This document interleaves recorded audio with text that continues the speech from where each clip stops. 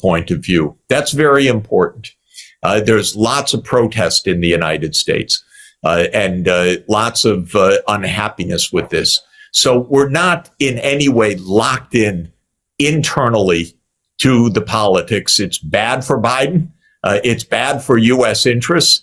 It's against public opinion. And so this is one point that I would make. It's not like the United States is rousing support, yes, and it's impossible to turn.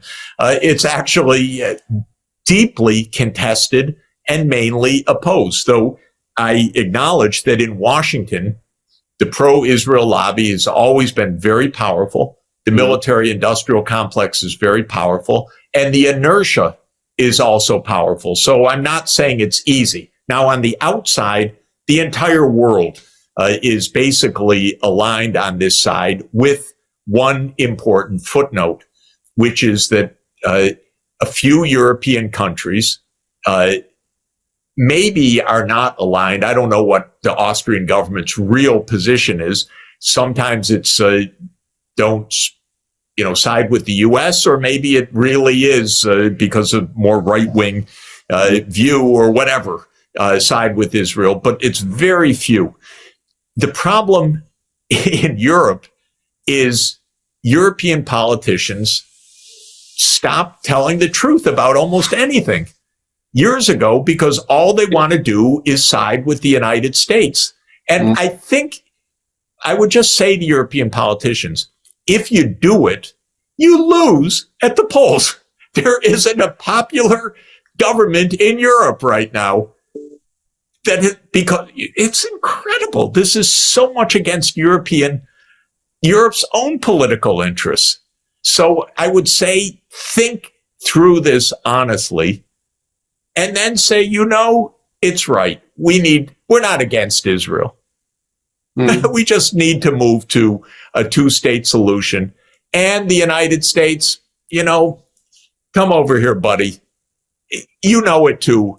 Let's move to a real solution.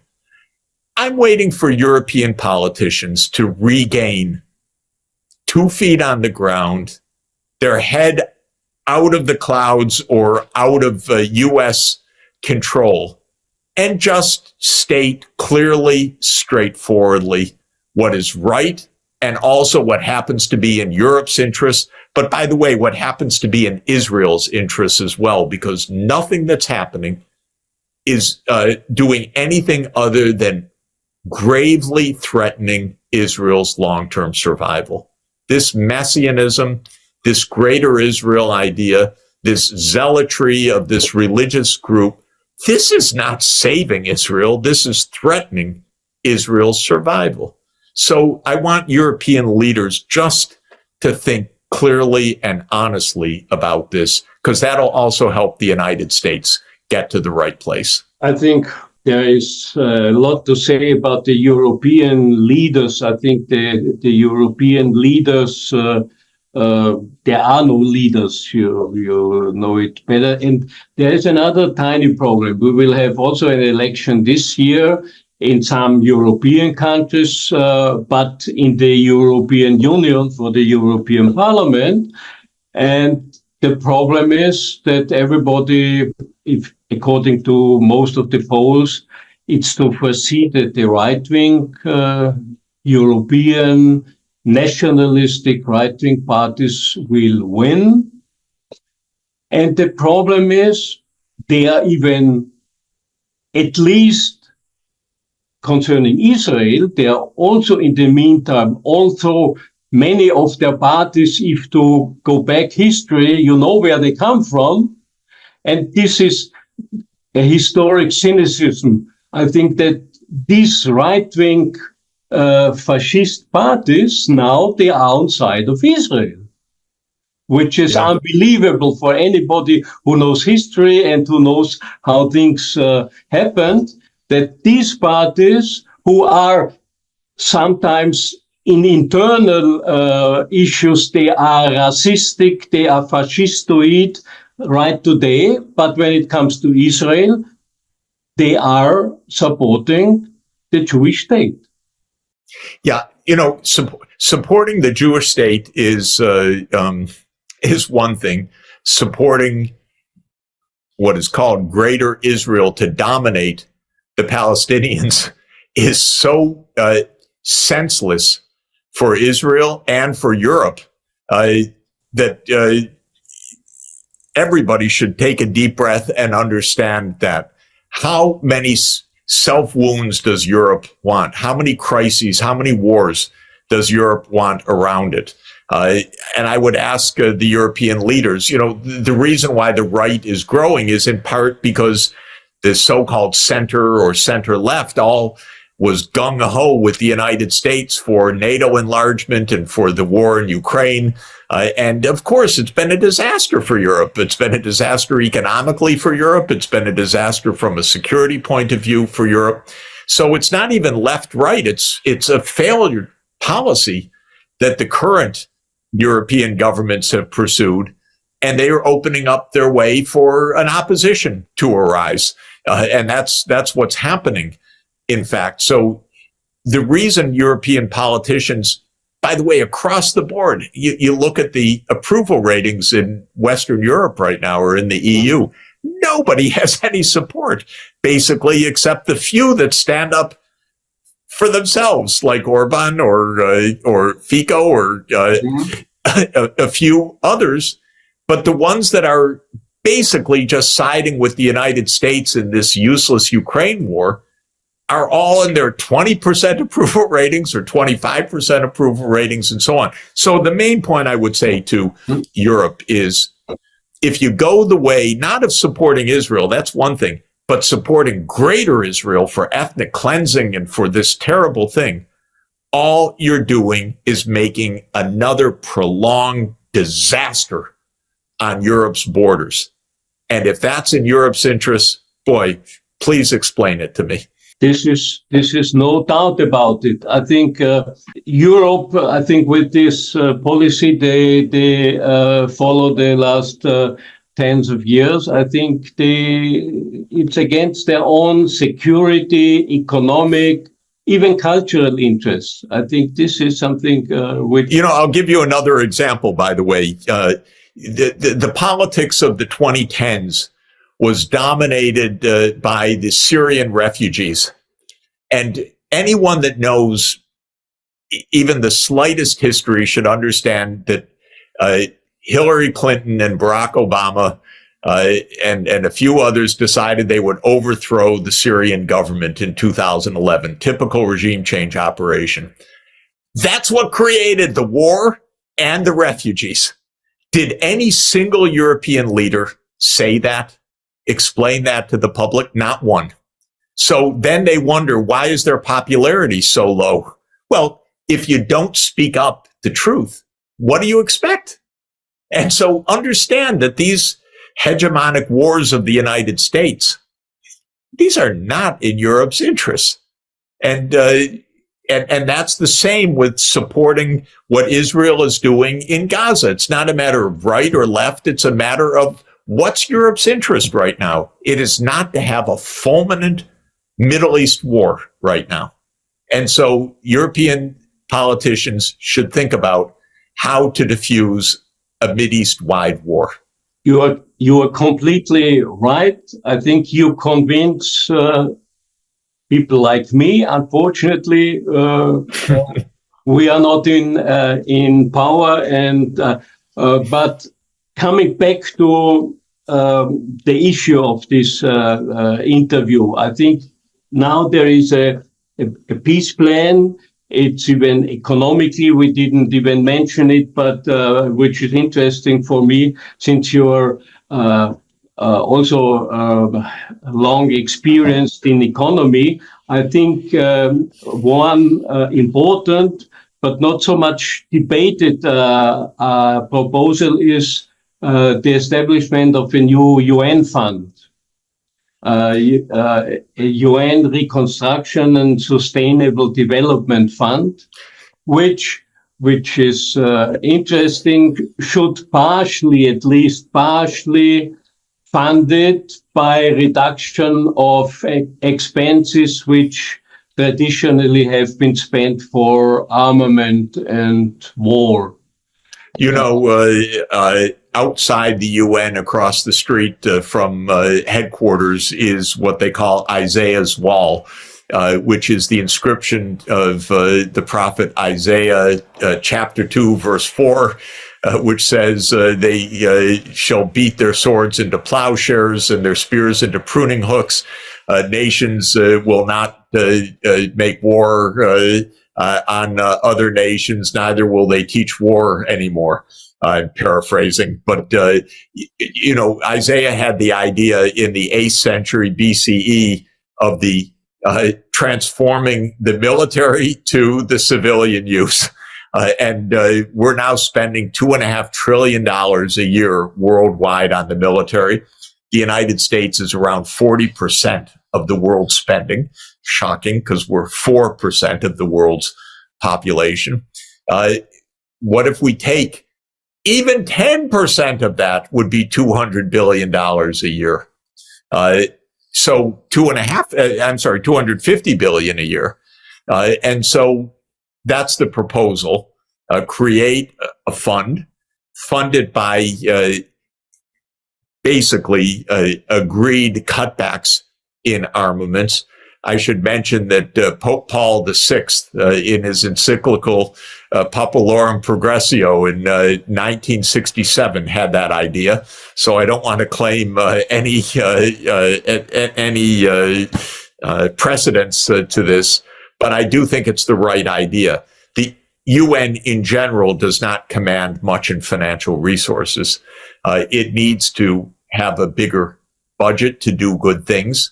And one way would be military cutbacks that are rechanneled to sustainable development. We could continue hours and hours and hours, since many things have been already discussed for many years. But it's interesting that now this plan is here. I think, do you have any ideas how to make it even more popular? Do you intend to present it to other international bodies? And how should this come to reality? I'm discussing these ideas with UN diplomats all the time. And I've discussed it with Palestinian diplomats and with diplomats from around the Middle East. There's a lot of resonance with this. I personally am continuing to urge an immediate membership of Palestine in the UN as a UN member state. By the way, Palestine is a state recognized by 140 other states, but it is not recognized as a UN member state, only an observer, as you rightly pointed out. So I am continuing my own discussion of this. Basically, with the U.S. government, they don't talk to me too much, but I try to make my views known publicly by writing and posting articles all the time. And I'm writing to politicians in the U.S. who are quite resistant in general, because their modus operandi for decades has been never show any space at all with Israel. But I'm telling them it's not working. It's not working from any point of view. You need to rethink this. So they have a few days of rethinking before the Congress comes back. The White House cannot be very comfortable. We hear lots of stories about pretty harsh talks between the U.S. and Israel right now. I believe that that's true. One of the U.S. carrier groups has been withdrawn from the Eastern Mediterranean and is on its way back to the U.S. That is a signal that the U.S. does not want a wider war in the Middle East. I think that's absolutely right. The U.S. is exhausted of war, and an election year, it would be the end of Biden's chances at all.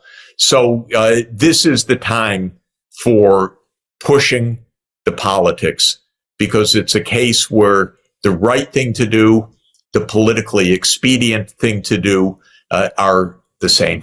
And so I'm going to continue to push hard on that. do you have any hope in, I think you mentioned it and everybody knows it, I think 2/3 of the international states are in favor of this kind of political and economic solution. Unfortunately, they don't have any veto at the UN. But there is something else. There is an increasing number of states working together. I think and the South African move to the International Court is interesting because South Africa, on the other side, is one of the leading member states of this newly established group, the BRICS group. And they have even already established a kind of new banking system, financing system. Do you have any indications or ideas that from this side, more than just political statements will come to support your suggestions? Well, the BRICS countries, all of them are on the same side that I've been advocating.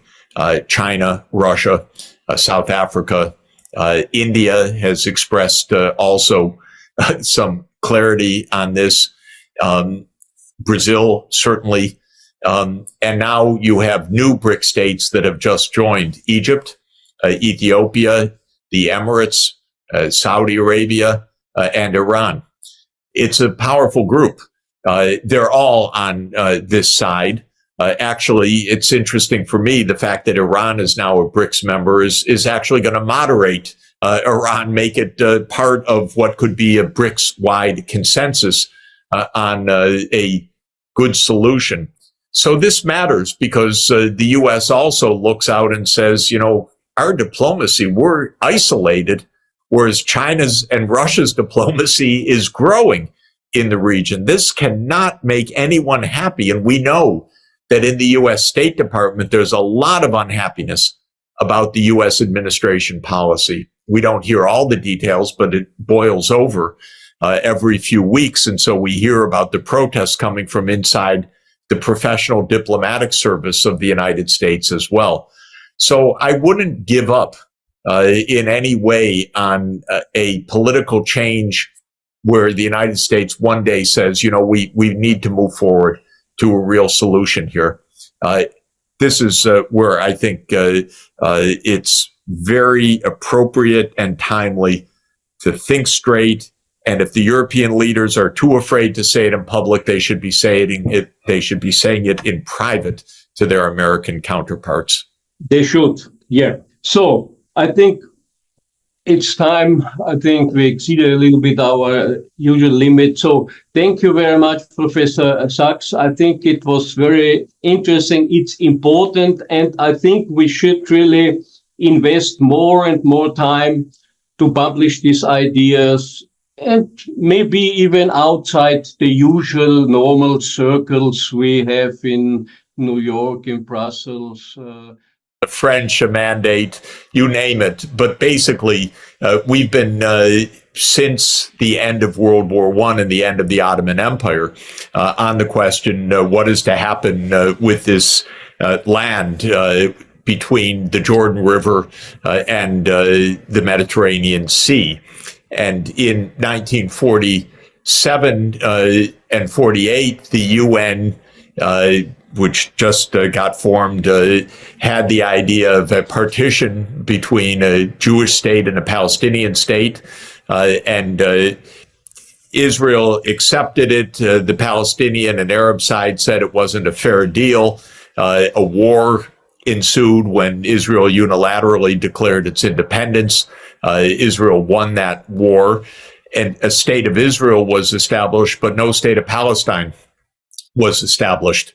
Then in 1967, with the June 1967 war, Israel took military control over the Palestinian territories as well, meaning East Jerusalem, the West Bank territory, and Gaza.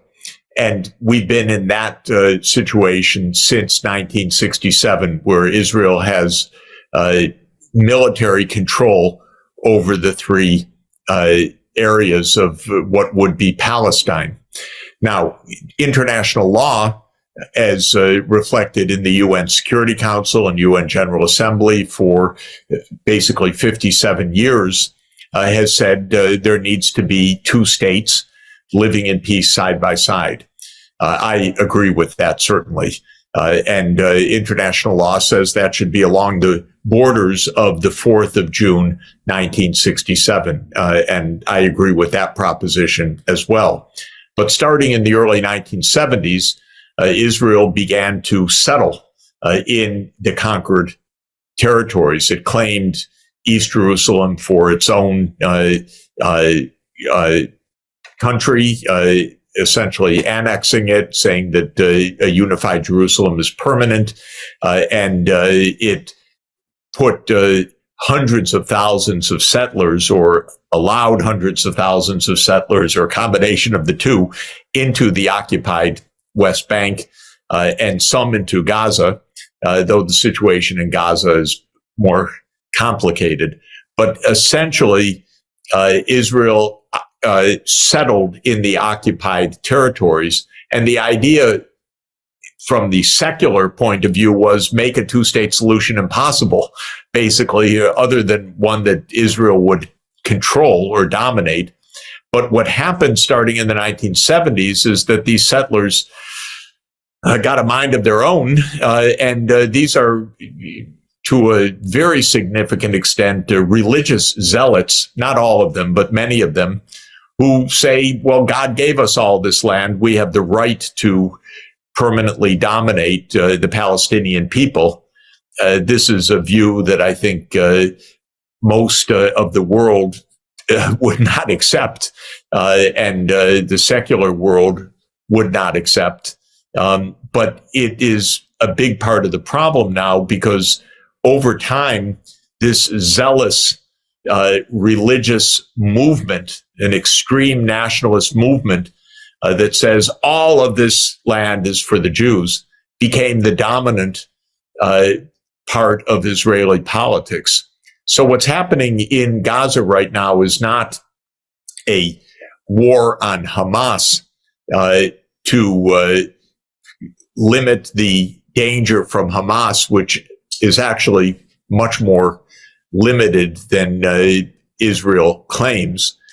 But it is actually a war on the Palestinian people and on the idea of an independent state of Palestine, because this government in Israel and a large part of the population now says, no, there will be one state. It will be Israel. We will control everything.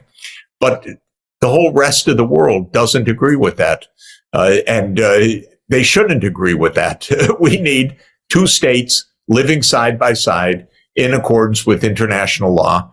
And my own view is that religious zealotry, based on a 6th century BC text of the Bible, should not dominate. What we need is what the international community has said for more than half a century is right: two states living side by side.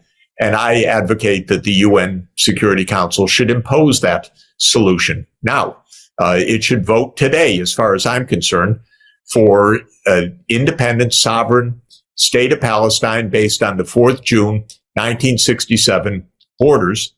And let's get on with it. Now, there's two obstacles. One is Israel, obviously, and its politics. The other is the United States. Israel has one backer in this present situation, which is the U.S. This is complicated because the U.S. political system and public do not buy into the greater Israel idea. They buy into a safe and secure Israel. But the U.S. has always supported the two-state solution. But politically, the U.S. is the backer that arms Israel, that is enabling Israel, that is actually complicit with Israel in carrying out this massacre in Gaza and this basically this ethnic cleansing operation in Gaza. And my very specific recommendation is the United States should say to Israel, look, you know, we don't agree with you, and we're not going to arm you for this purpose. Because if the U.S. stops the military support for Israel, Israel can't do this an extra day, not even an extra day. And so there is a way for this war to stop, very practically. There is a political outcome, and that's what I think we should move to. You mentioned, I think, the vast majority of the UN member states shared and they support it. And the problem is that the real power at the UN, in the UN system, is just with the Security Council. And as long as the Security Council has one, sometimes a second, maybe even with Britain, it was also because Britain is the source of the problem, because this was their colonial power. But how to move there? I think let's become precise. I think you presented really a plan with point 1, 2, 3, 4, 5. I assume that many people know it, but please give a short view what the main points of your plan. It starts with the full membership of Palestine to the UN, a full membership, because as an observer they have been already, but full membership is something else. Could you just summarize your proposals? So my basic idea is we don't need more process. We don't need more 10 years of negotiation. We don't need another Oslo process. There's no way to say more about this issue than has been said for the last 50 years. We have to understand that the two parties cannot solve this by themselves. Each one is locked into its own extremism, and there's zero trust between the two sides, to say the least. So in this case, we have an international community that is essentially united on this, with one crucial footnote, which is the United States has blocked this approach for decades, even though it is, quote, in favor of this approach. Even Biden said a couple of weeks ago, we support the two-state solution. But the United States political system has given essentially a blank check to Israel for decades, so that it murmurs support for the two-state solution, but it does not enforce it. American politicians have long believed for decades that support for Israel is vital for their political health, because they have believed that that's where the big campaign contributions come from. That's in line with the military-industrial complex system, which is politically quite powerful. And they believe that's where public opinion is. But in the U.S., public opinion has turned against Israel because the American people do not want to be complicit in this massacre, and they are not supportive of the so-called Greater Israel, which means Israel dominance over Palestine. They are supportive of two states. Every opinion survey for decades has demonstrated this. That's true of American Jews, by the way, not just of the American public generally. We're not so far from that, because the Security Council is basically 13 to 1 to 1. That is 13 countries support what I'm saying. One opposes it, the United States, and one always goes along with the U.S. That's the UK. Shame on them. First of all, they should grow up. Second, they should recognize they're no longer a world empire. And third, they should take some responsibility for the mess that they left. So, but aside from that, that's a footnote as far as I'm concerned. The real story here is the U.S. And I'm trying to say to U.S. public officials, look, you're completely alone supporting something you don't even support. So you have to do something more creative. Now, unfortunately, President Biden's not creative. He lacks the energy and insight. His foreign policy team is extremely weak. So I don't know whether we'll get there or not, but the domestic politics and the international politics is all pushing in the same direction. Now, what would it mean? To my mind, instead of a new political process, it starts with the outcome. 2 states, 1967 borders. Now let's implement that. Second stage, obviously, would be that on that basis, there would be a regional agreement. The Arab states would say, we end our state of belligerence or hostility with Israel. We normalize relations. We stop supporting Hamas or other anti-Israel militia groups. We stop funding them. We start arming them. We stop giving political backing to them. That can happen. Why do I say it can happen? Because the Arab and Islamic countries have said so repeatedly.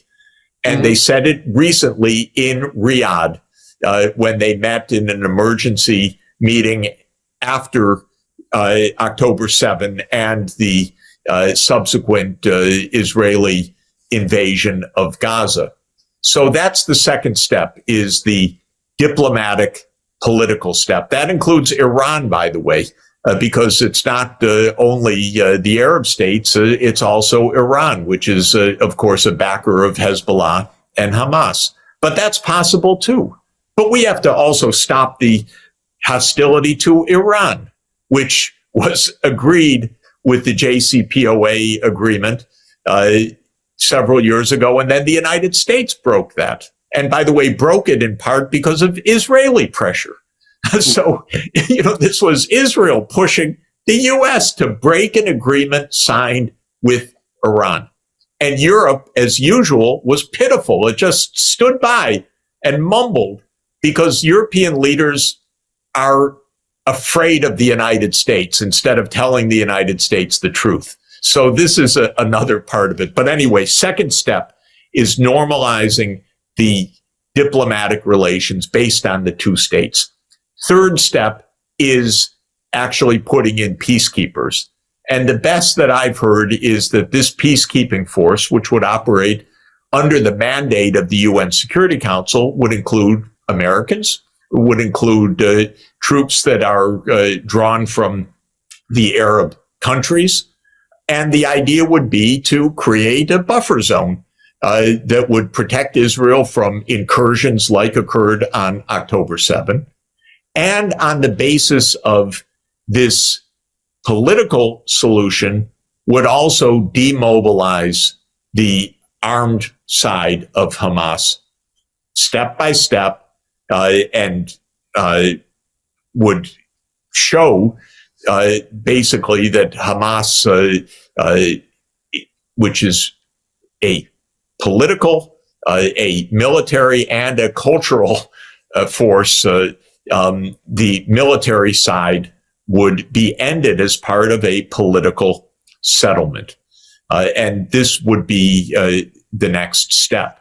The step after that would be actually to promote economic recovery and development after this devastation. There's a lot to be said about this. It's tragic and a measure of human stupidity that in a world that needs so much, the first thing we do is destroy and then have to spend huge amounts simply to rebuild what we destroyed in a matter of days or weeks. But there is a reality now that Israel has destroyed the habitability of Gaza. Oh my God. Well, we're going to have to address this. And so this is another reality that needs to be added to the scene. But my basic point is move to a solution, not to an illusion, not to the status quo, not to what Israel wants right now, which is not to talk about the day after, because we know what Israel wants the day after. They murmur it every few days, which is complete control, which is absolutely unacceptable. Not to talk about, we need to reestablish the Palestinian National Authority, blah, blah, blah, blah, blah, because this is all fake. What we need to do is spell out where the solution is. 2 states, international law, living side by side, and with peacekeepers, and disarming the threats to both sides. And this is a very practical set of steps that could be reached. And I think it's not impossible. There are big issues, by the way, that I don't have an answer to. There are hundreds of thousands of Israelis who would be dead set against what I'm saying. They are settling illegally in the West Bank, many of them based on a religious fervor that they think comes from the book of Joshua from the 6th century BC. Mm-hmm. We're going to have to address this. Addressing it in human terms may mean addressing it gradually over a few years, not violently and brutally. In the U.S. security state call full spectrum dominance, the neocons are not interested in balance. They are therefore actually undermining balance wherever it is. The whole reason for the war in Ukraine is the United States could not accept a mutually respectful peace with Russia. The United States had to keep moving NATO eastward to surround Russia. The United States does not accept a mutually respectful relationship with China. The United States wants to surround China with its military bases and military alliances. This is why the situation is so destabilizing, because the United States is not, and by the United States, by the way, I don't mean the U.S. people, I mean the security state, which is dominated by this arrogance of unipolarity. They're not seeking stability, they're seeking dominance. And seeking dominance is not only, I think, immoral, but utterly impracticable, because the United States is not dominant. It is one of many powerful countries in the world, but there are many major powers in the world, and the United States seems intent to take them on. It won't succeed, but it will leave bloodshed, massive bloodshed, in the places that are trapped between the superpower fights, and Ukraine is the latest victim. It was a victim that was talked into its role by promises by the United States that we'll defeat Russia together. Of course, in the end, Russia is not defeated, but Ukraine is reduced to rubble. And this is unfortunately the American tendency.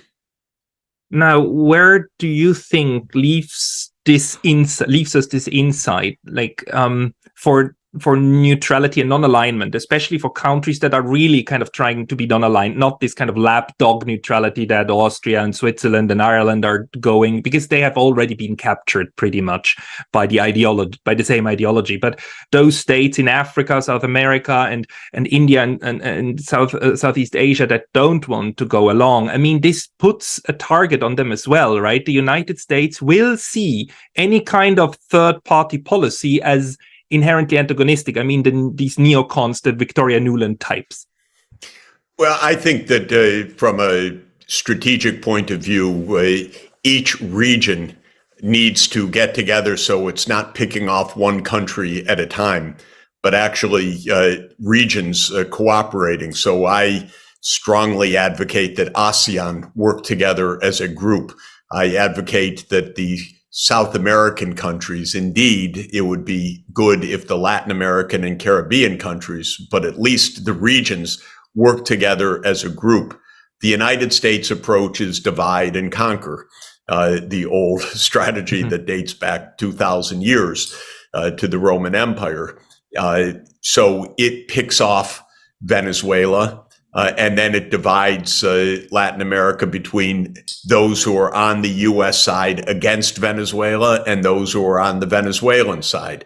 But what, of course, is the right response for Latin America is don't be divided that way. If you are divided that way, everybody loses. Millions of refugees from Venezuela that came from a brutal and premeditated attempt by the United States to overthrow the Maduro government. And who pays the consequences? All of the region, of course, Venezuela first in a shocking collapse of the economy and social life, but Colombia and other neighboring countries that have become home to millions of refugees from Venezuela. So I'm extremely happy, although it's very difficult, that Lula is back in the presidency in Brazil, because Lula can bring together the Latin American governments to say to the United States also, look, we're not your enemy, but stop dividing us. Stop trying to overthrow governments in our region, because we don't want that. And that really needs to be the response everywhere. The United States traps countries in proxy wars, and those countries lose. I tried to tell my Ukrainian counterparts, they were at that time my Ukrainian friends, then they stopped listening to me and wanting to repudiate what I was saying, but I kept warning them, you are going to get trapped by the United States. And this is exactly what has happened. Do you have any more hope for Taiwan? Because it seems to me the US is trying to do exactly the same now, with preparing Taiwan to be an unsinkable aircraft carrier and then have bloodshed without end on Taiwan in order to fight a proxy war with China. I was just in Taiwan. I was given a wonderful award called the Tang Prize by a fantastic foundation. I spoke to a major Buddhist foundation in Taiwan, the Tzu Chi Foundation. And what a wonderful society, what a successful place. And I gave the warning everywhere that I could, don't get trapped into this U.S. PRC fight, because this would be devastating. The United States basically is led by a lot of ignoramuses. I happen to know a lot of them. They're very poorly educated. They're educated in a kind of American arrogance. They are outdated by 30 years, thinking that the world is just at the U.S. Doorstep, or that the U.S. has the prerogatives, I should say better, anywhere in the world. They don't know what they're doing. And I tried to say to Taiwanese leaders, be careful, because this is really what happened in Ukraine. Now, the U.S. approach is so mind-bogglingly wrong-headed. It says the way to protect a country is to arm it. Well, this is the fallacy that my late and great colleague at Columbia University, Robert Jervis, wrote about for decades, what he called the security dilemma. The United States may look at arming a country as a, quote, defensive action, but from the point of view of the country on the other side of that arming, that looks like a pretty aggressive action, and it therefore triggers a response. It triggers a retaliation. It makes conflict more likely. So the United States poured arms into Ukraine after 2014. It thought it was going to make peace that way. Well, yeah, maybe some of these dunderheads in Washington believed that, but of course it was leading towards conflict. And the idea that the way to protect Taiwan is by making Taiwan what they call in Washington a porcupine, so armed that it won't be touched, with all those quills protecting it. This is absurd. The arms shipments would only make Taiwan more and more endangered, more and more at risk. The way to reduce, even eliminate these risks is diplomacy. diplomacy between the United States and China, diplomacy between Taiwanese leaders and mainland Chinese leaders. Talk with each other. For heaven's sake, there is an absolute vital interest on both sides of the Taiwan Straits for peace. There really is. And if the United States would just get out of the way for a moment and the two sides could talk with each other, they'd actually find a way forward. But the United States comes in with its naive and destabilizing promises. We'll keep you safe. Yeah, they'll keep Taiwan safe like they kept Afghanistan safe, like they kept South Korea safe, like they kept Ukraine safe. In other words, not at all.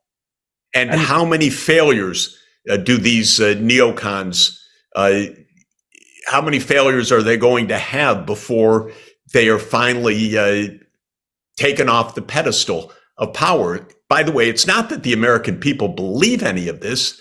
It's just that we don't have a functioning representative government. Our foreign policy has been taken in the hands of Raytheon and General Dynamics and these neocons. The American people are asked nothing about this. So this is not a reflection of the martial spirit of the American people, although our mainstream media feed a lot of absolute falsehoods to the American people. But it is the fact that foreign policy is in the hands of the security state, that is governed economically by the military-industrial complex, which funds the major committees in Congress, which provide the votes and the money for a $1 trillion plus annual military outlay. And that's where we are right now. It's absolutely awful. In the United States, foreign policy is the small preserve of the military-industrial complex. I share that analysis with you. The oxymoron to me is that the United States keeps talking about itself. So, and I apologize again, the same people that you're talking about keep talking about the United States as a force for good and a force for peace, when in reality, the United States is highly militarized, highly militaristic, and reacts to conflict always with military components. That surprises me. Well, I would add, I think since the end of the Second World War, the United States has been the most militarized and most violent country in the world. And this is just a matter of record. One recent scholarly account, a very good one, counted 70 U.S.-led regime change operations between 1947 and 1989. So the study was over the Cold War period. And just in that period, 1947 to 1989, 70 regime change operations, 6 of which were overt wars to overthrow a foreign government, and 64 were covert operations. Now, this is stunning. First of all, covert operations don't remain covert. It's pretty obvious if you're a reader of the New York Times, which wants you to suck your thumb and go to sleep. But if you're a thinker who's looking at the actual evidence, pretty clear when the U.S. is covertly overthrowing another government like it tried to do in Syria. Now, the point is that this is the normal U.S. modus operandi: war, coups, and overthrows. And after 1989, the big change wasn't that the United States stopped that behavior. The big change was the United States thought it could get away with anything, whether in Iraq, in Afghanistan, in Syria, in 2011. Obama and Hillary, well, they decided, okay, we're going to overthrow Assad. That was just a conscious decision. And 12 years later, they left that country in shambles because they're fools. What do they think? That they can dictate? By the way, they said, both Obama and Trump, okay, we're going to overthrow Maduro. We'll do it through economic sanctions. They crushed the economy. And as stupid as they are in Washington, they said, okay, we'll now pretend that Maduro's not the president. We'll just name another president from outside, Juan Guaido. And you have to think, is this a cartoon? Is this a fairy tale? Are these idiots that they think that from Washington they can name the president of Venezuela? But they actually tried to do this for several years. And I have friends well, they wouldn't call me friends, but in academia in the East Coast in the US that said, okay, I'm going to work for the new Guaido government. I said, Guaido government, because the US names him as president, he's suddenly president, you're going to work for him? Come on.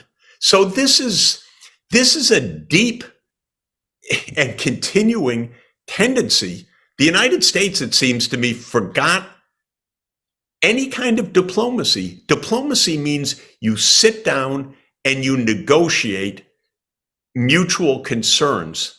And by the way, to be successful, you show respect to the other side. And you try to listen to the concerns of the other side so that you can find a durable solution. That whole approach has completely gone. They don't even know how to negotiate. They have no interest in negotiating. They don't talk about it. This is amazing to me.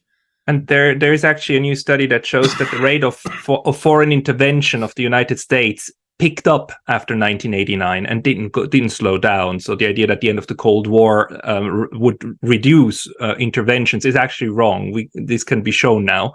And one last question to you. Reconciliation with Russia. You wrote recently a wonderful piece on your homepage about how Kennedy would have made peace, and I mean John F. Kennedy.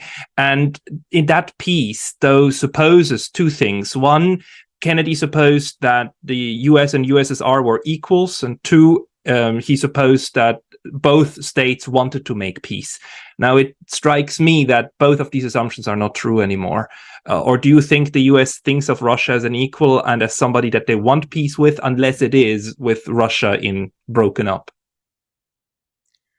Well, the neocons had a plan to try to either overthrow Putin or to so-called decolonize Russia. It's a vulgar thing. They didn't want to deal with Russia as a counterpart country for negotiations. On December 17, 2021, President Putin put on the table a draft U.S.-Russia security agreement. This was the last off-ramp to avoid the Ukraine escalation in 2022. I urge the White House, talk now. Based on that document, there's a lot in there that's absolutely valid. Most importantly, stop the NATO enlargement to Ukraine, which has no sense and which is a Russian red line for completely understandable reasons. No, we don't talk to any third party about NATO, is the US refrain. That means we don't negotiate, we don't understand diplomacy, we don't recognize Russia's legitimate security concerns. And you end up with wars this way. Now, I continue to believe to this moment that if Biden said the words, we will recognize Russia's legitimate security concerns in a legitimate peace agreement that also respects Ukraine's sovereignty, that respects America's security interests and Russia's security interests, we could actually get to a negotiated peace. And pretty quickly, it would be based on Ukraine as a neutral country. A fact that Zelensky himself noted in a brief moment in 2022 until the United States told him to stop noting that and demanded that Ukraine shut down the negotiations. So Zelensky actually came back to what had been the basis of Ukraine's independence, the basis of its constitution, and the basis of an effective foreign policy for Ukraine neutrality. He came back to that. The United States tried to shut it down. Well, of course, the US policy is failing badly. Policy very abruptly, by the way. It took less than a day to end my career in that capacity. So I think the Professor Müller, Miller, yes. but there was the master plan before Yeah, as well. I will also say just a word. I think many of our differences are about the Euromaidan. I don't think it's incidental that Victoria Nuland was on tape 3 weeks before the violent overthrow of the government, because it ended with a shooting from the Maidan-controlled buildings and a storming of the government buildings. It was a violent overthrow. And she was on tape describing exactly what the next government would be. So she was planning this change. And I happen to have some direct, odd experience with this. I know that significant U.S. money flowed into the Maidan in ways that are really wrong, seriously wrong. And the United States played a significant role in this. So I don't dispute, of course, that neutrality was not the issue at that point, except for the U.S., which opposed Yanukovych. Yanukovych wanted neutrality, but the U.S. wanted a government that supported NATO enlargement, and it got it in the end, because by the end of 2014, the government was now calling for joining NATO. Of course, you know very, very well as an expert in this that the first act of the parliament, though not implemented, was to ban the Russian language. This brought into... No, is that... a ban of Russian language. It was a change of the language law for regional minority languages being officially accepted. That's correct. We agree. Okay, we agree. Thank you for the clarification. On the U.S. and Europe, I admit my imagination is often not good enough to know what they really have in mind. I don't think this is an anti-Europe venture of the United States, but it is a hegemonic venture, clearly, because that's not even subtle. The idea of the United States is the United States should have full spectrum dominance in all regions of the world. That's the idea. And of course, the two threats to that perceived by the United States are Russia and China. And so the U.S. foreign policy and strategic policy and defense policy are absolutely clear on these points. And I think that the basic idea is the U.S. likes Europe well enough, but it absolutely wants full dominance over Eurasia. And that's what Zbig was talking about in the global chessboard, how to get full dominance over Eurasia. And he pointed out that control of Ukraine, he called it the geographic pivot of Eurasia. And that was the theory, and he spelled it out in detail. And I think it is the neoconservative vision that has been played out now for 30 years. So I don't think it's per se anti-European. It's not pro-European, it's pro-American. And it is, to my mind, extremely wrong-headed to think when you are 4.1% of the world population that you should run the world or aim to be the unrivaled power of the world, aim to have primacy everywhere. And there's so many vivid examples of how this thinking works. I'll give you one more that is interesting. A former colleague of mine, and then he became a very esteemed ambassador, Robert Blackwell, wrote in 2015 how the United States needed to confront China because China's rise was no longer in America's interest. And he spelled out all the measures that the United States should take to limit China's rise. And they're being followed one by one by one by one. For example, negotiate trade arrangements in Asia that exclude China. What a clever idea. Let's have trade in Asia, but not China, which is the main trade partner of all the Asian countries. Only America could invent such an idea. It's close your eyes, wish 3 times, and sprinkle fairy dust, and good things will happen to you. It's bizarre, but these things are actually spelled out in print and then followed. Ban exports of technology. This was on the list in 2015.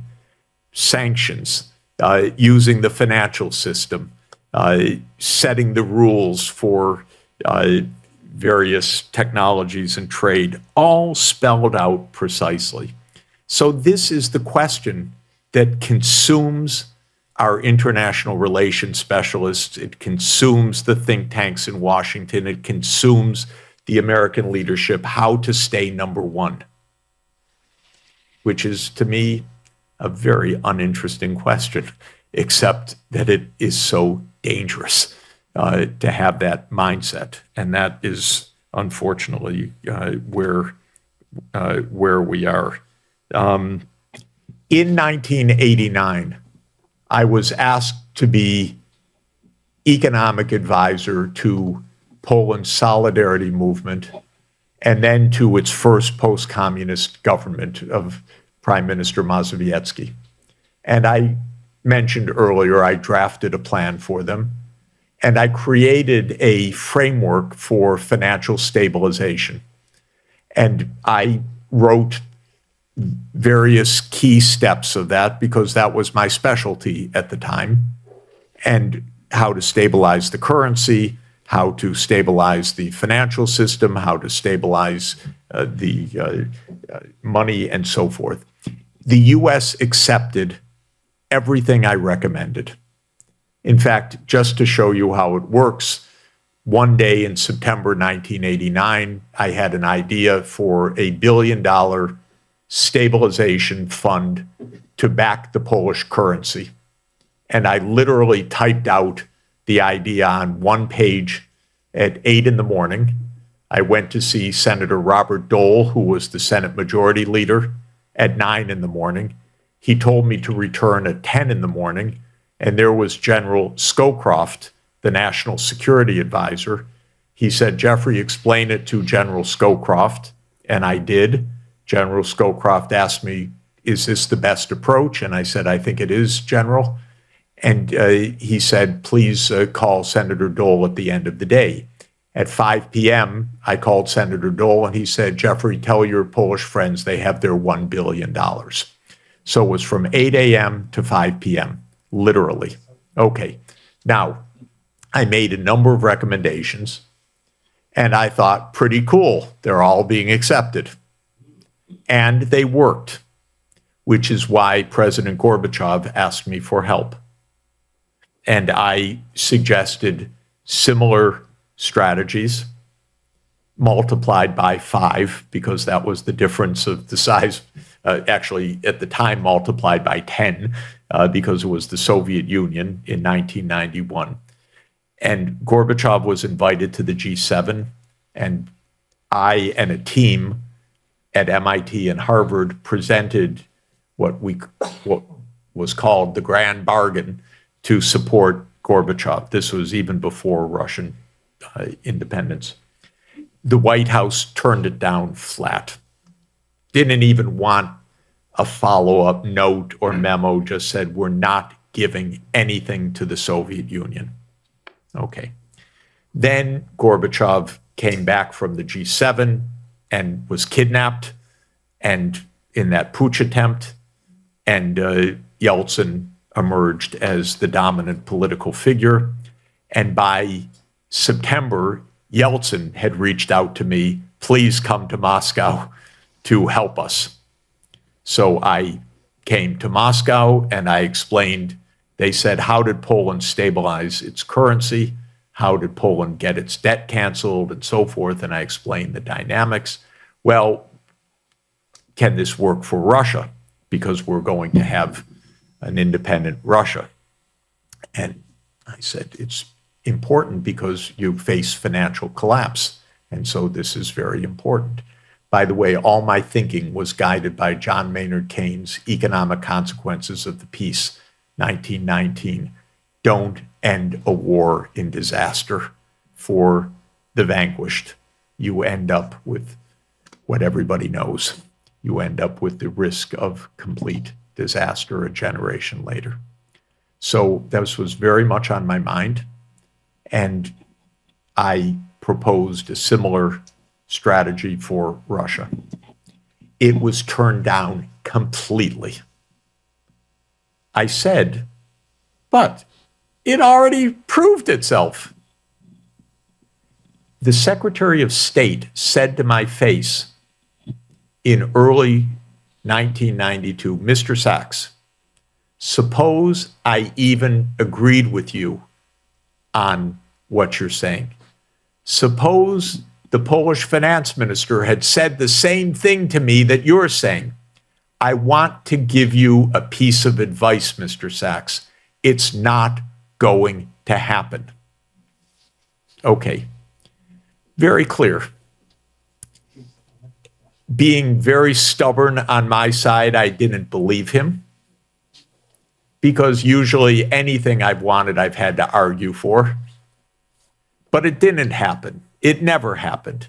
It didn't happen with Bush. It didn't happen with Clinton. The idea of the United States helping Russia to recover never crossed their mind for a moment. This is the most basic point. Russia's on the outside. We move the Iron Curtain several hundred kilometers to the east, but we still face this problem on the other side. That's the mindset. And the motivation? The motivation is being number one. The motivation is being number one. By the way, the motivation was we don't have to listen to anybody. We are the unipolar power. We are the most powerful country in the history of the world. And there's a famous, justly famous episode of Wesley Clark, who was the NATO commanding general under Clinton, going to the Pentagon in the early 1990s and being told specifically in 1992, I believe it is, that we're going to clean up now, clean up all those Soviet-backed governments, Iraq, Syria, Libya, blah, blah, blah. We're going to have a series of wars, he was told. And then after 2001, he was told the same thing. Now we can clean up everything.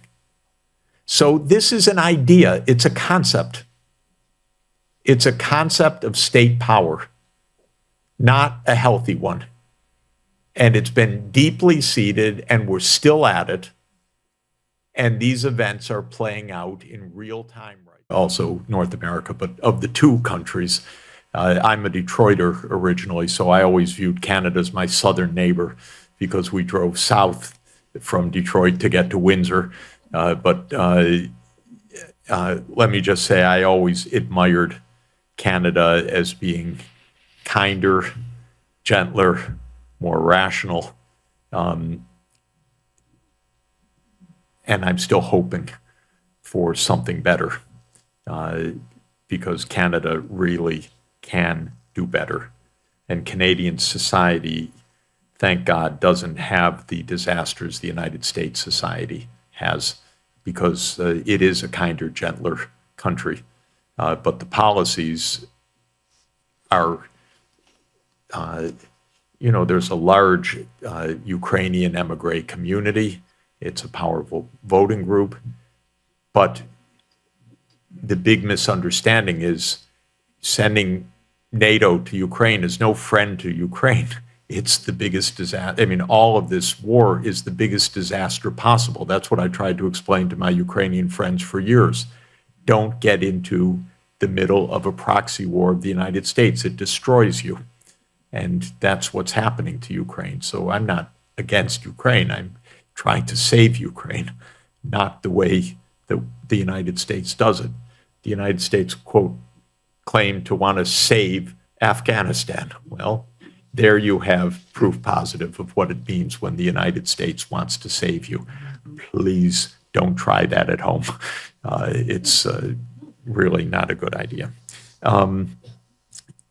What I meant specifically about the vote, yes, if there's a vote, it'll pass if there's no public debate. But if there is a real public debate, and so this has procedures that it goes through both, it goes through committees in the House. There are witnesses. You testify, I testify. We bring people to Washington. We have an expression of the will of the American people. There's a good chance, and even I'm waiting for Rand Paul and others to just get 40 votes in the U.S. Senate, which would stop this as well. So I think that if this were ever democratized, we would actually have a real chance. The American people do not want this war. This is absolutely clear. And I think that, but they don't give us the chance for that kind of public debate. The U.S. is against neutrality because NATO is U.S. power. That's the basic idea.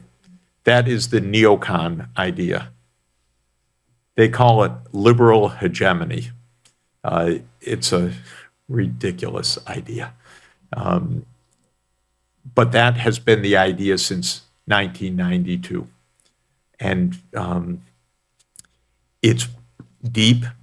As I explained, it's bipartisan. It's basically owned by the military-industrial complex. Victoria Nuland is probably the single best illustration of the deep state aspect of this, because in the early 1990s, or actually in the early 2000s, she was Cheney's security advisor. That's not a good start, by the way. The man who brought us multiple disasters. Then she became, under Bush Jr., the U.S. ambassador to NATO during 2005 to 2008. So she was a key point person in the commitment of NATO to enlarge. Then she became Hillary Clinton's spokesperson. You see, Democrat, Republican, it doesn't matter. Then she became Assistant Secretary of State for European Affairs. And she was the person who coordinated the U.S. on the Maidan. And she's the one on the phone call, the fuck Europe phone call. Excuse her language. It's not my language. She's the one on that phone call. Then she's now Undersecretary of State. So this is both parties. This is continuity. This is a strategy. Why does NATO propose to open an office in Japan now? Really? Is NATO the U.S. expeditionary force for the upcoming Taiwan war? What could they conceivably be thinking? Why did the U.S. insist on inviting 4 Asia-Pacific leaders to NATO? Because they have no sense. Because they are looking towards a global war. So why they do this, I think it is what William Fulbright 60 years ago entitled a great book which people should read, The Arrogance of Power. They are drunk with power. And that's what this is about. And they don't know better. They're out of control. So I have several questions on. Let me just a quick. Sorry for that. Yeah, just to So say. The protests on the streets. Yeah. So basic rights. yeah. So the Vatican, Vatican. unfortunately, was a little outside the Vatican because the Pope had surgery last weekend, it turned out, in the end. And thank goodness he's recovering very well. But we had an event at the auditorium Ara Pacis, which is the altar of peace under Augustus, just next to the Augustus mausoleum, just across the Tiber from the Vatican. And it was the 60th anniversary of John F. Kennedy's peace speech. And that is a speech I would recommend that everybody listen to again and again. I've made my family listen to it I don't know how many times, but it's the greatest speech by an American leader in modern history. And he gave it 60 years ago, June 10, 1963. And we celebrated that by bringing together Carrie Kennedy, President Kennedy's niece, and Robert Kennedy's daughter, and Nina Khrushcheva, the granddaughter of Nikita Khrushchev, and Gillian Sorensen, the widow of Theodore Sorensen, who wrote the speech together with President Kennedy. So it was a wonderful occasion. And that speech was a speech at the height of the Cold War, telling the American people we can negotiate peace with the Soviet Union. It was extraordinarily brave, extraordinarily beautiful, extraordinarily wise, and it led to the partial nuclear test ban treaty 5 weeks after President Kennedy gave the speech. And the speech is filled with wisdom that we should take into account. One of the parts of the speech that we should take into account, and let me read you just this excerpt to get it exactly right, because it is extremely important for our survival. If I can find it, here it is. Above all, while defending our own vital interests, nuclear powers must avert those confrontations which bring an adversary to a choice of either a humiliating retreat or a nuclear war. To adopt that kind of course in the nuclear age would be evidence only of the bankruptcy of our policy or of a collective death wish for the world. So he said, don't put an adversary at the choice of either a humiliating retreat or a nuclear war. Well, what is our goal every day? We must defeat Russia. We must humiliate Russia. We must teach Russia a lesson. President Kennedy didn't just say, don't do that. In this long and wonderful speech, he says, above all, we must avoid that. He knew what he was talking about. It was 8 months after the Cuban Missile Crisis, which nearly ended the world. In your opinion, and why they're doing this? Well, the whole situation is very serious because there is no end game in sight. Israel is trying to impose solutions in the region that are unacceptable. First, domination over Palestine in an unconditional way through its military power backed by the United States, and it's making threats against other parts of the Middle East. So this could obviously spiral into a wider war very soon. And it's all premised on Israeli government policies that are, in my opinion, flagrantly against international law and international decency. Why the United States, why the Biden administration, instead of going after negotiation, finding some political solution to this issue, they're prepared to do everything, whatever the Netanyahu administration is asking for? This is neocon policy to fight wars anywhere and everywhere, to always escalate, and to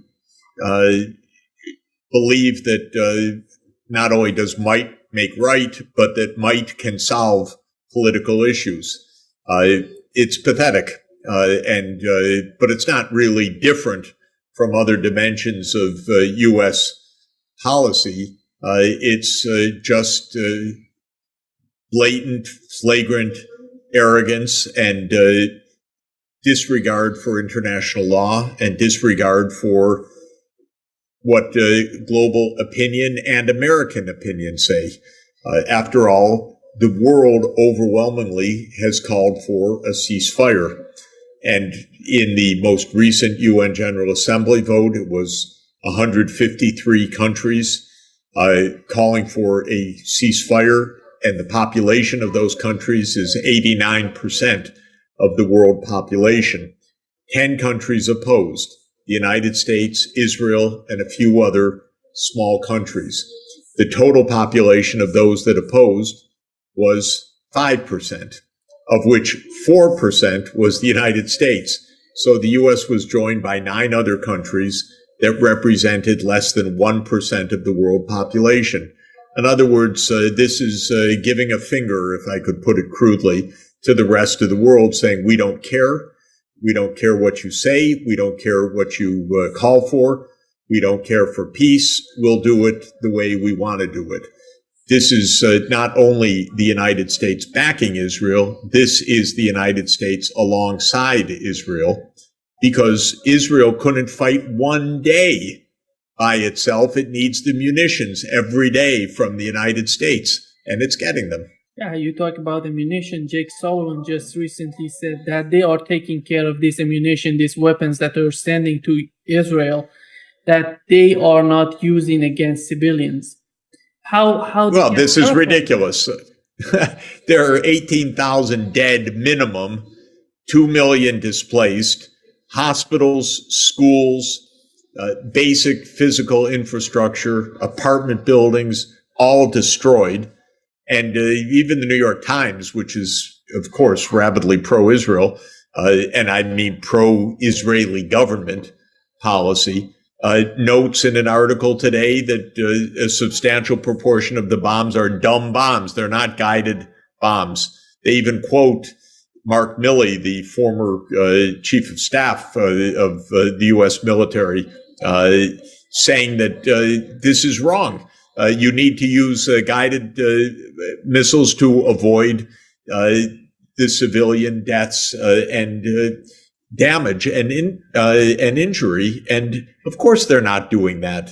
Does Jake Sullivan know that? Of course, he knows that. This is part of a U.S. foreign policy that is as out of control as Israel's foreign policy.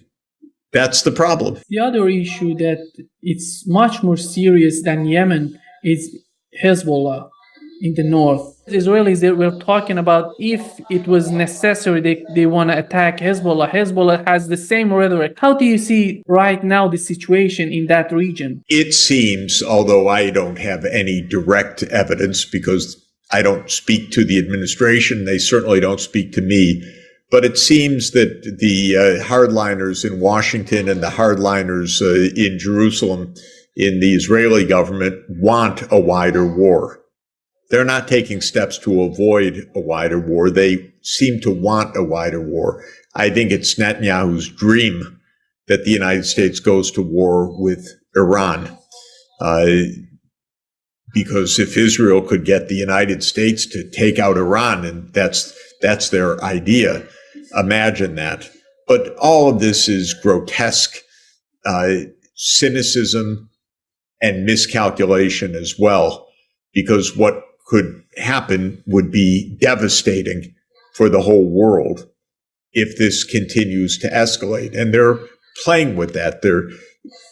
You notice that Israel hasn't taken one moment, not one measure, not one iota of an approach towards diplomacy. Nothing. No call for diplomacy. Incredible disrespect for the United Nations, disrespect for the rest of the world, obviously saying every day we don't care about the rest of the world, we don't care about diplomacy. I think one of the things that will happen is that support in the United States for Israel will collapse. Actually, it's already collapsing among young people, and I think the collapse will be more widespread. Even that doesn't necessarily stop the U.S. government from doing what it's doing by any means, because foreign policy is hardly an area of democratic deliberation. It's a small cabal that runs things, that controls the military. They don't really ask for permission. But we see in Ukraine how an exasperated public finally has some influence on some members of Congress, enough that there isn't just a blank check for more armaments. This is very surprising given how much our Congress likes to write checks to the military industrial complex. But the public is pretty much disgusted, and Biden's support is falling sharply.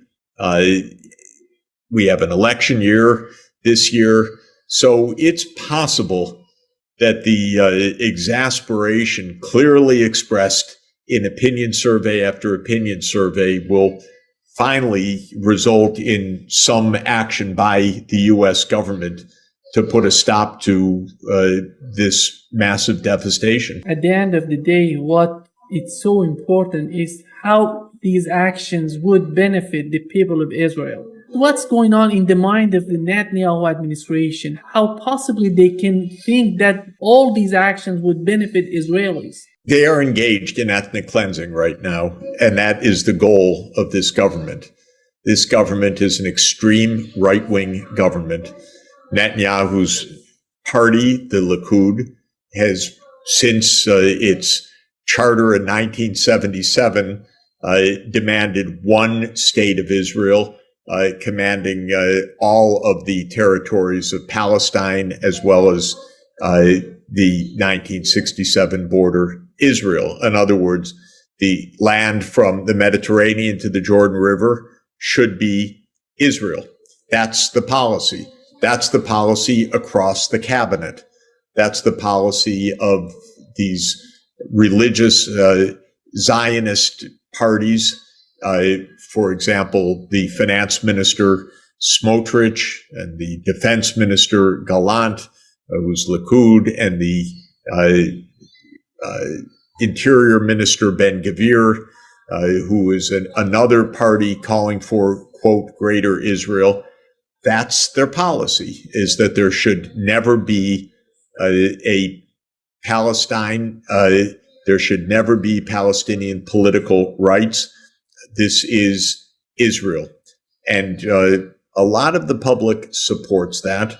And a lot of the public follows the line of the administration, the Israeli government, that is, that the only way to safety is to smash Palestine. And so the situation is going to continue, I think, if it's a matter of internal Israeli policy. But it's something that Israel can't do for a day without the United States. And the U.S. has no interest, no national interest, no ethical interest, no geopolitical interest in being an accessory to mass murder. How do you see the left, the center, political parties in Israel? Because the left is so weak right now. Why the Netanyahu administration during all these years did this to the left, to the center? There's basically no left in Israel. It's a few seats in the Knesset, in the parliament. The Israeli political scene has shifted to the far right over the years. It didn't just start on October 7. This is something that's been going on for years. Netanyahu represents and those parties represent a larger viewpoint. Israel's basically divided between those who oppose a Palestinian state because they think that God gave them all the land, and they're going to assert their biblical claim, and those who follow the propaganda that say, well, even if it was right to have two states, there's no one on the other side that would accept that, and so better we have to use violence and force. That's the only realistic thing to do. But voices that say we need to solve these problems through following international law and through justice barely exist in Israel right now. I think this is a terrible, grave danger to Israel's survival because the legitimacy internationally is plummeting. And I personally don't think that the American people really have much interest in being a party to this. The American people, to the extent that they signed up with Israel, signed up to a two-state solution. They did not sign up to some biblical vision of a greater Israel that controls millions of Palestinian people. They didn't sign up for that. Putin's recent press conference, he was talking about Odessa. He said that Odessa is a Russian city. It's a huge change in his view. The United States could have saved Odessa for Ukraine if they were going to negotiate with Russia before. How do you see the situation right now in Ukraine? Is there any will in the Biden administration to go after negotiations? No. In 2010, 2011, 2013, Russia's demands vis-a-vis Ukraine were that Ukraine should be neutral. That's all. And Russia negotiated with the government of Ukraine a lease till the year 2042 for Sevastopol naval base. There were no demands for annexation. There were no demands for territory. There was no claim on Crimea. There was simply a pragmatic approach. Don't join the U.S. military alliance, and our military base, our naval base, which has been in Sevastopol, Crimea, since 1783, should remain there, and we want a long-term lease for that, which President Yanukovych negotiated. That's all the demands. Then the United States overthrew or was party to the overthrow of Yanukovych. Russia took back Crimea. Even then, there were no demands for the eastern Ukrainian regions, that is the Donbass. What Russia said was stop killing ethnic Russians, give autonomy to ethnic Russians, and that became the basis for the so-called Minsk I and Minsk II agreements. The Minsk II agreement did not call for independence of the Donbass or that Russia would annex the Donbass. It just said autonomy. And it was a position backed up unanimously by the UN Security Council. But the United States said, no, we don't care. It told Ukraine, you don't have to implement that. And so that was lost. Even as late as December 2021, Putin was not making demands for territory. He was calling for the Minsk agreements to be enforced, claiming Crimea and demanding that NATO stop enlarging. Well, the United States government is deaf to the interests of any other place in the world. They're so arrogant that the position is we don't have to listen to anything. And so when President Putin put a draft security agreement on the table based on those premises that NATO would not enlarge, that the Minsk agreement would be honored finally years after it was supposed to go into effect, Biden said, nah, we don't have to negotiate. Russia launched its special military invasion in March 2022, and by then, the Duma, the Russian parliament, had recognized Eastern Ukraine as independent, Lugansk and Donetsk as independent, did not annex them. That came in September 2022. But in March, it recognized their independence, but Russia demanded Ukrainian neutrality and said on that basis there could be immediate peace. And Ukraine and Russia famously were close to an agreement on ending the war weeks after it had started. Weeks. And the United States said no. And Britain said no.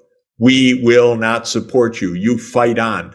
Hundreds of thousands of people, Ukrainian young men, have died since then. So this is about American foreign policy. And it's so sad. It is not just demands for territory by Russia. It is the fact that Russian demands keep rising in the context of continuing rejections from the United States. Definitely, the rhetoric has turned even more aggressive, but the White House is so stupid. Sorry, in the U.S., they don't understand anything. But what they certainly don't understand is that Biden should call Putin and say, we've got to stop this. We don't want to see all of Ukraine destroyed. But you're right. We should never have tried to expand NATO. That was really stupid. And you told us that since 2007. That's the call that's needed. But I don't think Biden's up to it. And certainly his neocon team opposes that very premise. Fight on, basically kidnap young people off the streets of Ukrainian cities and throw them to the front line where they're dying by the hundreds, sometimes thousand or more per day. That's the policy. In Europe, we are seeing that new leaders that are coming to power in Netherlands, in Slovakia, we had Orban. They are against this war in Ukraine, against sending more aids, more weapons to Ukraine. How influential would that be on the U.S. foreign policy in Ukraine? It's having an effect, obviously. Orban by himself blocked the formal approval of the next round of European assistance. Fico in Slovakia will be joining that cause. The government in the Netherlands is still being negotiated, but the party that came out number one, as you said, Wilders, is against further aid. Of course, the new Polish government probably is pretty gung-ho for more financial and military support to Ukraine. Things are dragging out, but most of Europe does their best to follow blindly the United States. This is really tragic, though all of these cracks in the foundation are clearly appearing. What's stunning is if you look up approval rating of world leaders, and one of the websites that reports weekly opinion polling, there's not a European leader that has a net positive approval rating. Most of them are incredibly unpopular. Scholz, Jonas Gahr Støre in Norway, Macron, hugely unpopular. Their promoting war is not winning public support.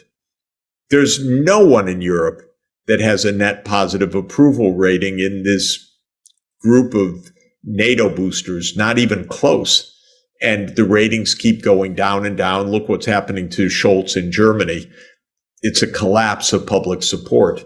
And in the United States, Biden does not have public support for his foreign policy. We know that Austria is trying to block the new package of sanctions on Russia. Is that possible that Austria can make some middle ground for both sides? I think that more and more politicians in Europe are understanding this is wrong. It was a terrible mistake. It's not working. They generally are so beholden to the United States, or for one reason or another afraid of it or bought off, that they don't say in public what they often say in private. But there are more European politicians coming to the fore, definitely saying we've got to stop this, and that will have an effect, not from one day to the next, but it's definitely coming. Similarly, in the United States, public opinion is gone for this. Congress, which listens to the military-industrial complex, is in angst because they want to vote more money for weapons. The Democrats want to support Biden, but it's completely wrong-headed to be sending tens of billions of dollars more without even an attempt at negotiations. So I think that this is a failing policy that will come to an end. It has to, and it doesn't have to, but it's very likely to in 2024. But it's agonizingly slow. And what is so frustrating is the absence of many voices of sanity. Viktor Orban in Hungary is one of them. Fico is a voice of sanity. There are very few right now. As you mentioned, the US foreign policy is so important. What's happening to the Democratic Party?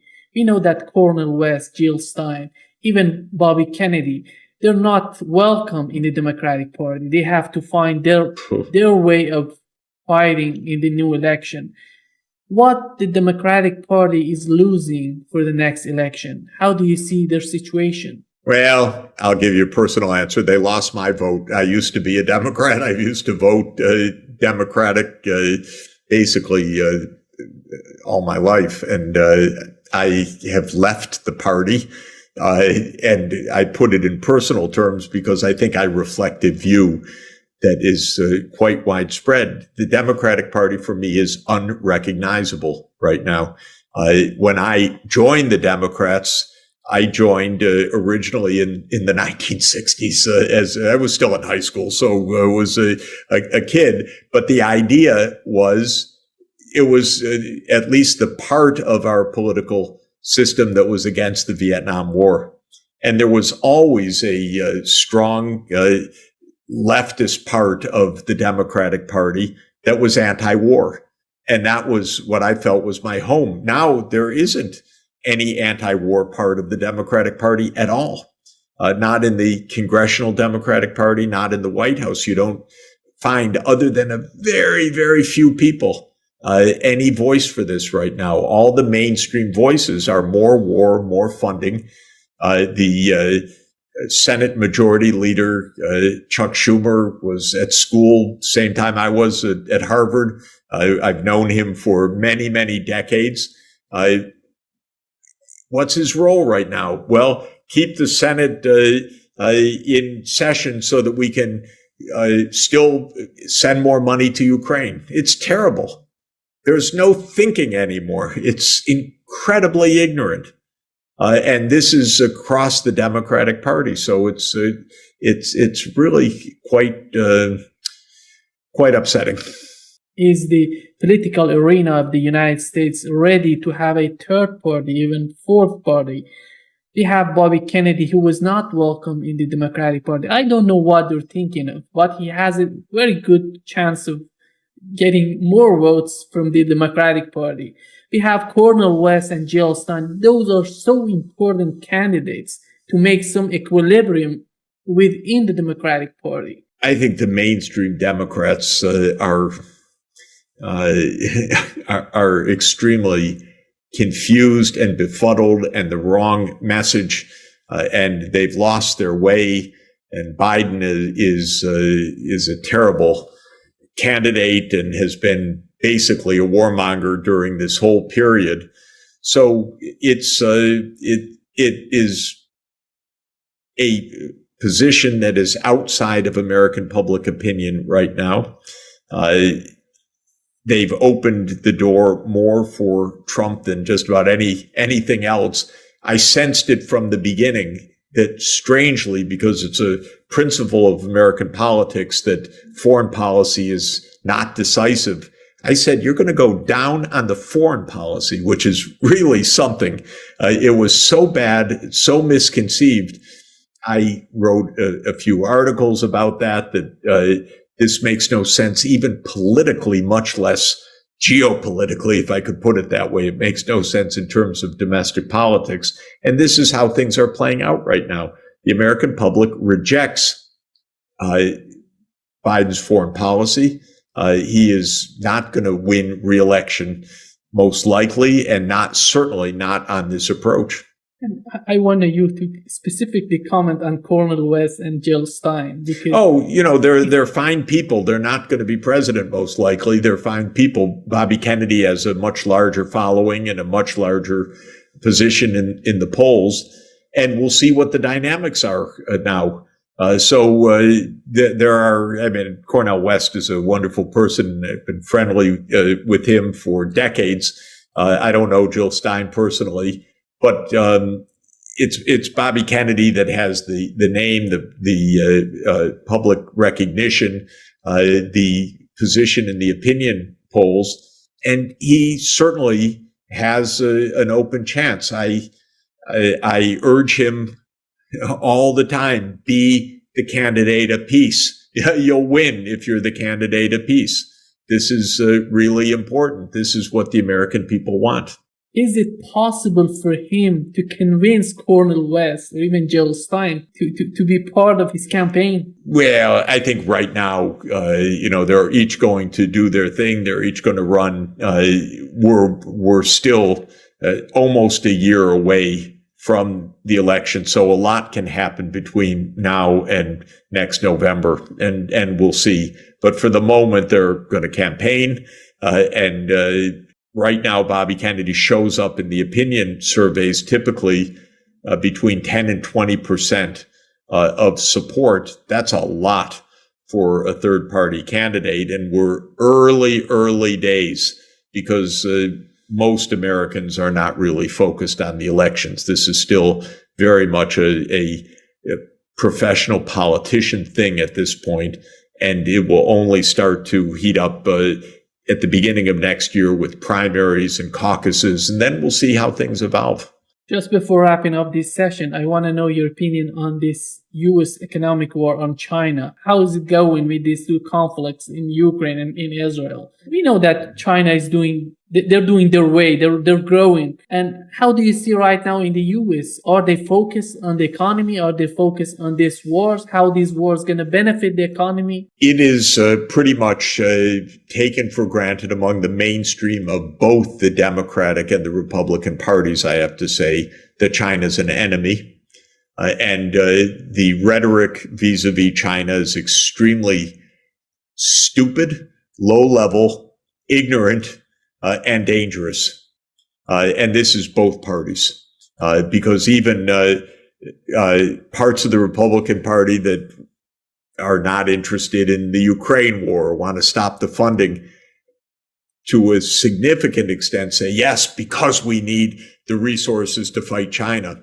And so there's a kind of comic book